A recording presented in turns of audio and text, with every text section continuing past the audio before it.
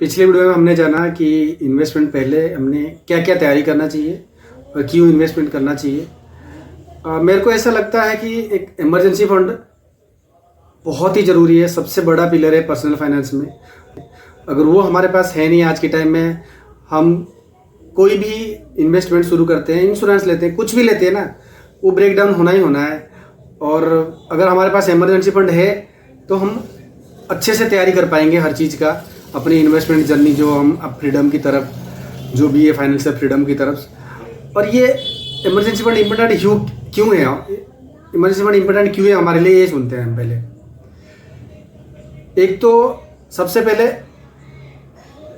Tension ख़त्म होती है हमारी। अगर हमें पता चलता है कि हमारे अकाउंट में हमें कुछ 50,000 1 लाख जो भी है हमने एक रख रखा अलग से इमरजेंसी के लिए, तो बहुत ज़्यादा रिलैक्स मिलता है। और दूसरा, हमें लोन नहीं लेना पड़ता, डेट नहीं बढ़ता हमारा। और तीसरा, एक फाइनेंशियल फ्रीडम की तरफ हमारी एक बहुत स्ट्रॉन्ग स्टेप जो होता है वो होता है। उसके बाद ये इम्पोर्टेंट क्यों है आप जानते हैं। इमरजेंसी फंड इसलिए इम्पोर्टेंट है ताकि अगर आपका जॉब लॉस हो गया और ये कोई मेडिकल इमरजेंसी आ गया या कोई बहुत बड़ी रिपेयर काम आ गया आपकी घर का, गाड़ी का, तो आप यार बिल्कुल आपको कोई टेंशन ही नहीं होगा, आपके पास इमरजेंसी फंड है। तो मैंने बहुत से लोगों ऐसे देखा है, तो कुछ इमरजेंसी फंड नहीं, फिर उसके बाद मैं अपने ऑफिस की बात कर रहा हूँ, अब अपनी कॉलेज से मांगो, इससे मांगो, इससे बढ़िया आप एक 2,000 5,000 5,000 के कुछ भी एक फंड बनाओ एटलीस्ट, ताकि आपको किसी से, सिंपल भाषा में बोलूँ, ये एक फाइनेंशियल फर्स्ट एड बॉक्स है। आपको पीछे कोरोना टाइम में आपने सबने देखा है, बहुत लोगों की जॉब लॉस हुआ है, बहुत लोग दिक्कत में आए। अगर खुदा ना खास्ता कुछ भी दिक्कत आती है, ये हमारे लिए बहुत मतलब वरदान का काम करता है। तो जिन्होंने इमरजेंसी फंड बनाया वो अपनी इजीली अपने जो लिविंग एक्सपेंसेस को मीट कर पाए, 2 महीने 3 महीने 4 महीने जो इश्यूज आए जॉब ढूंढने में, वो जिनको परेशानी हुई वो सब ओवरकम कर गए। और जिन्होंने इमरजेंसी फंड नहीं बनाया वो काफ़ी पीछे चले गए, उनके फैमिली में बहुत सारी दिक्कतें। हमें इमरजेंसी फंड कितना रखना चाहिए, मिनिमम से मिनिमम हमें 3 महीने का तो इमरजेंसी फंड रखना चाहिए।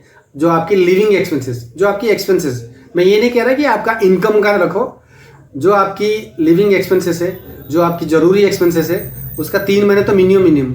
और आइडल 6 से 12 महीना होगा तो बहुत बढ़िया होगा। आज के टाइम में इतनी जल्दी जॉब मिलती नहीं है, तो अगर आप 6 से 12 महीने आप इमरजेंसी फंड आप पार कर लेते हो तो आप बिल्कुल कह सकते हो कि टेंशन फ्री हो 1 साल के लिए।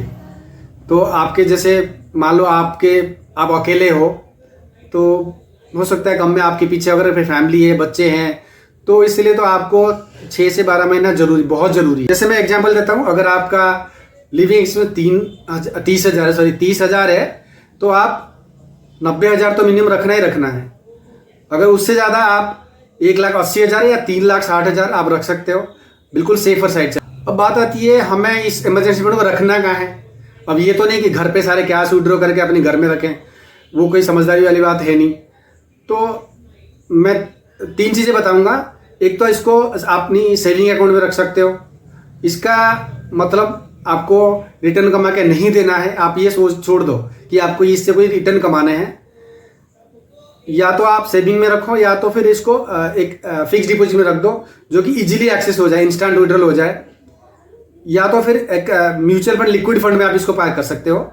उससे आप वो आजकल mutual fund liquid fund easily park हो जाता है, अगले दिन ही या सेम डे भी आजकल कुछ म्यूचुअल फंड आप विड्रॉ कर सकते हो लिक्विड फंड से। वो एक बेस्ट तरीका है इस इमरजेंसी फंड को रखने के लिए।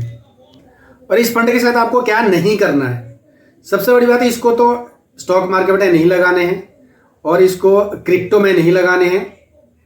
अगर कोई रिस्की इन्वेस्टमेंट है उस पर बिल्कुल भी नहीं लगाना है, जो आपको इजीली एक्सेस ना हो या आपका डाउन हो जाए आपके जो पैसे रखा है। और इसको कोई शॉपिंग, वेकेशन, इस तरह के खर्चे में बिल्कुल नहीं करना। सिर्फ जेन्युइन प्योर इमरजेंसी में इसको यूज करना है। अगर ये किसी इमरजेंसी में यूज हो गया, इसको तुरंत ही रिफिल करना। मैं अपनी बात करूँ, मैं पहले सोचता था यार मेरे पास तो इंश्योरेंस है, वो है, ये सब है, तो ज़रूरत क्या है। बट ये जब मैंने देखा, पढ़ा, सुना यूट्यूब में, यार जो भी मैंने बुक्स पढ़े हैं, सेल्फ हेल्प बुक्स, जो फाइनेंस से रिलेटेड बुक्स, और उसके बाद मैंने इसको जोड़ना शुरू किया। और आज मैं एक अच्छा खासा इमरजेंसी फंड जोड़ चुका हूँ और बिल्कुल रिलैक्स हूँ। और आप यार करके देखो, आप बिल्कुल रिलैक्स हो जाओगे। आपको टेंशन, आधे टेंशन आपकी खत्म हो जाएगी। ये था इमरजेंसी फंड का सिंपल ब्रेकडाउन।